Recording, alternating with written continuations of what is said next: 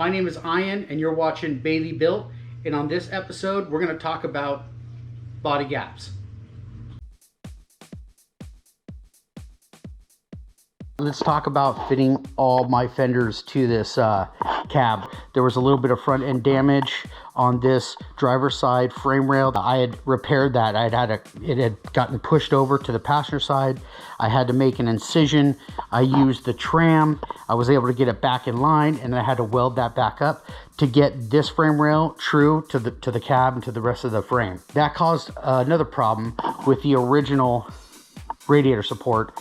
When this frame rail got pushed towards the passenger side, it also tweaked and pushed the radiator support towards the passenger side as well. I was able to go to a pick and pull, and I found what appeared to be an undamaged radiator support. So I picked that up, sandblasted it, I painted epoxy primer. We fit it up on here, and we used a tram. When we used a tram, I used this bolt hole location against a cab bolt hole location, and which would be right here. Actually, it's not a bolt hole. I used this little hole right here.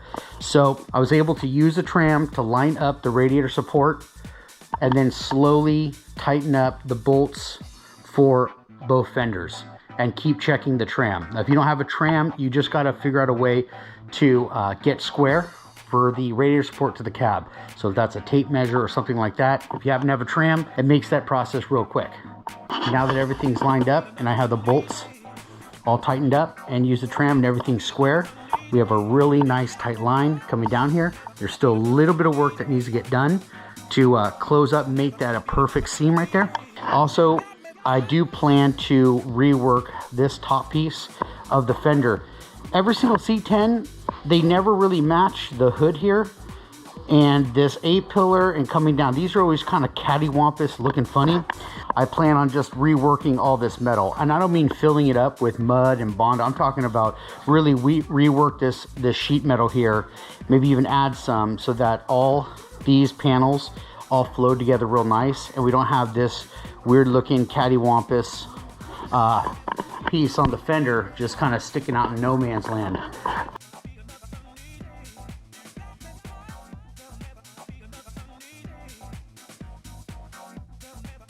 Okay, we're back on the body gaps of the C10 build, and want to talk to you about this door. Originally, before a lot of this body work got done, I bought some new hinges. I actually bought a new upper hinge, and I think I got a rebuild kit from LMC for the bottom. So before your gaps start, you really need to make sure that your hinges are good.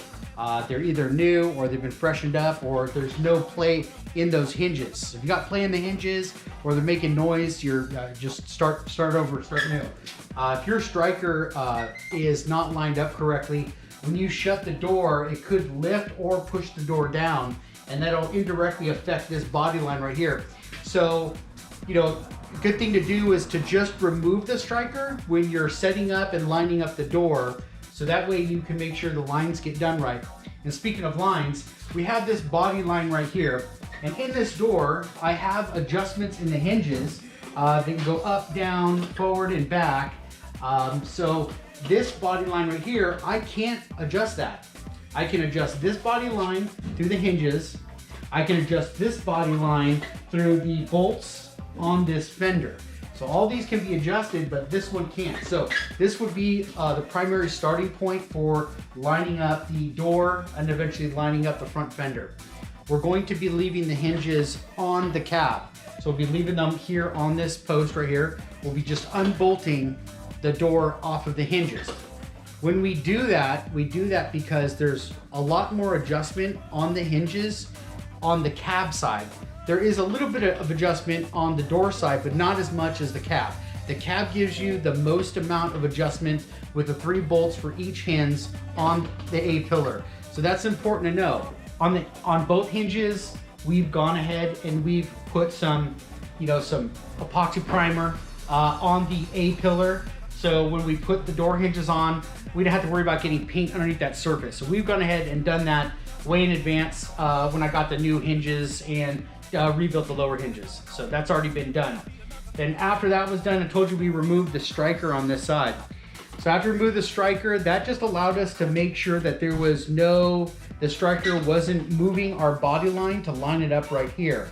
So now that we've got that line, we've gone ahead and we put the striker back in. When we did that, when we closed the door, we can also see that the striker is set up correctly up and down because our door still lines up with this rear body line.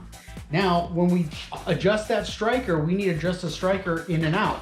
And how we do that is we find the happy medium where this door is lining up smooth with the upper portion of this cab and the lower portion of this cab, and that's where we start. We get that door pushed in and get all this as smooth as possible.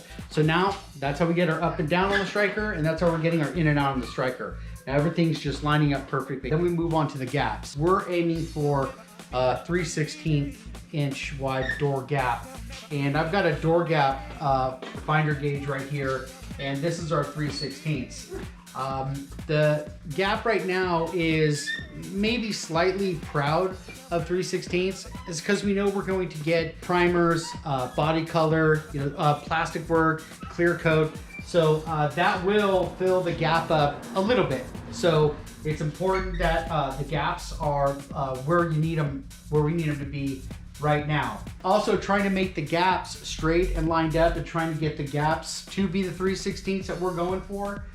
You can see where there's a lot of metal that has been added to get the gap to ride correctly straight up and down and have the correct spacing. So you can see sometimes here's where metal's been added. There's also been areas where metal has to be removed, and in those situations when you have to remove metal, sometimes we have to remove a little bit more metal so that there's room to add the weld in there, right? So you just need to make room for the weld. So sometimes it's overcut, welded back in, grinded back down to create this line. So let's take a look. Here's my 3/16 gap. You can see as I'm just coming down the door. Nice, right there. Also down here at the bottom, this is really important, getting it through here, all the way down here. Right? And then also up here, along the door to the front fender. So now that we have those, there's another area that we always got to pay attention to, and that's making the two panels match each other. So some guys use just a straight edge, but right now since I use a straight edge, I'll just take a ruler right here, and I can just kind of show you that both of these panels are lining up. This is like the best foundation that you could possibly ever have before you do your plastic work. You might see a lot of other car shows or people that just slather on and plastic work, and then they just sand the two panels together. I guess that's a method of doing it, but on this truck, I'm not going for that method. I would rather prefer to have the metal already matching, so that when the plastic work goes on, it's just a light layer of plastic work to just kind of fill in any small holes and pocket holes. Next, I want to show you a sight picture. So as we look down this body line, right, we got the, there we go. Got the B-pillar, we've got the door, and we got the front fender. And as I just turn here, you can see how everything is lining up. See how that all lines up? Let's look right here. Let's check this right here. Make sure that's lining up as I just go right here at the camera. That's lining up. And then we could just kind of look down a little bit lower. This is all pretty important. The lower B pillar, the door, all this area down here. So let's just kind of look to see how the panels are lining up real nice.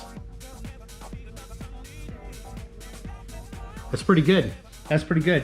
What you don't want to see is you look down the side of your truck and you could see like the door sticking out or the fender, all the panels just line up real nice. So this is going to end up looking really good after body and paint.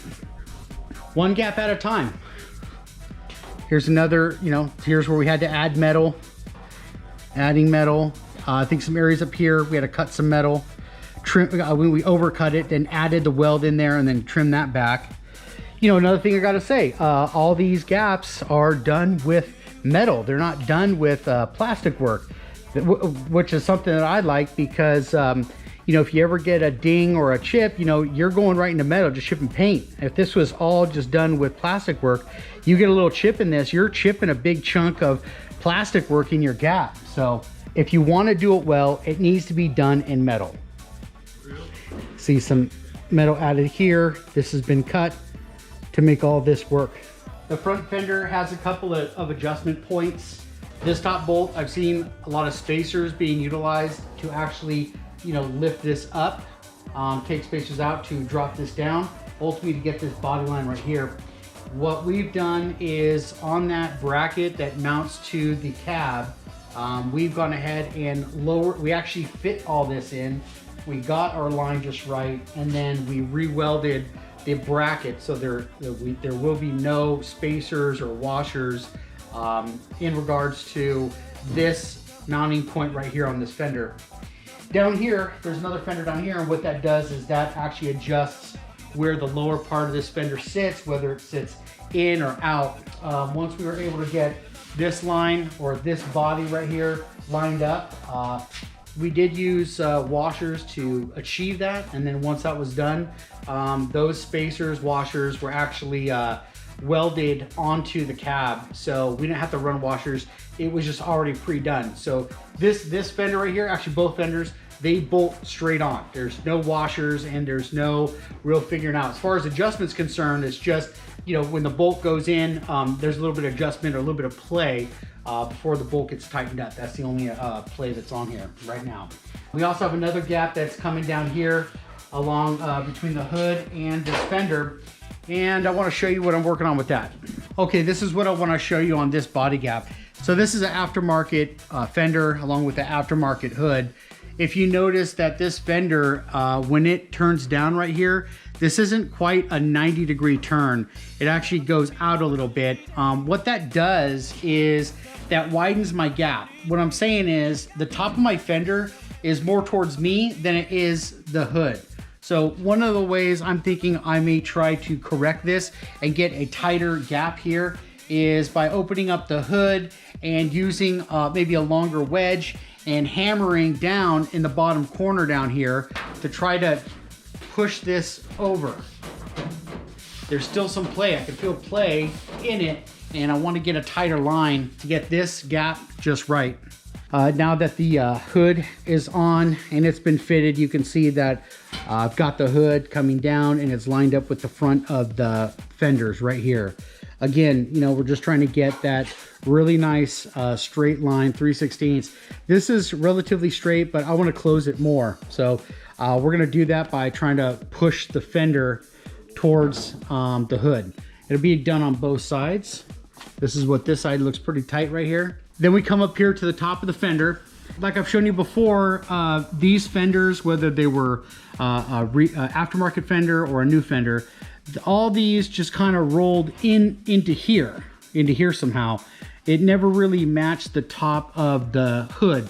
So that's what we're working on here. We actually were cutting off a piece off my factory fenders and re-welding that back in so that we had the fender lining up and matching up with the hood. And I think that looks fantastic.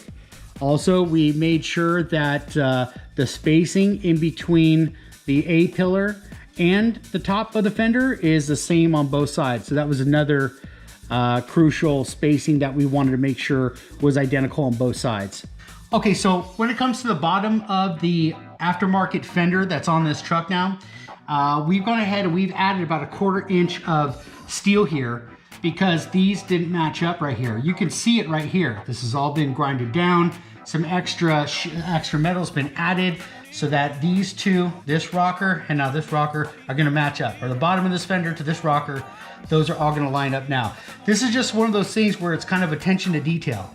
And it's down low. So this is also something that could be forgot by, you know, if you're building this on, if you're building another C10 like mine or another car, something like this could be, you know, just kind of forgotten about just because it's sitting real low. Okay, now with the hood open, I can kind of show you what I was talking about as far as trying to roll this fender over. Like I said before, this fender, as it curves right here, it doesn't 90 straight down, actually 90s downwards towards the middle of the truck. And what that's doing is once this is bolted in, this fender is naturally, the top of this fender is naturally towards the outer side of the truck, which is creating a larger gap. So here's what I'm thinking. I'm gonna have to hold, you know, a block of wood right here, have someone else hit it while I'm pushing the fender in, and I'm hoping to basically just turn this into a tighter 90. If I can get that done, I can close that gap. If that doesn't work, my option is only gonna be just like I've done before, repeat the process. It's adding metal, welding this in and creating a nice tight gap. With that said, that's gonna be my tool of danger.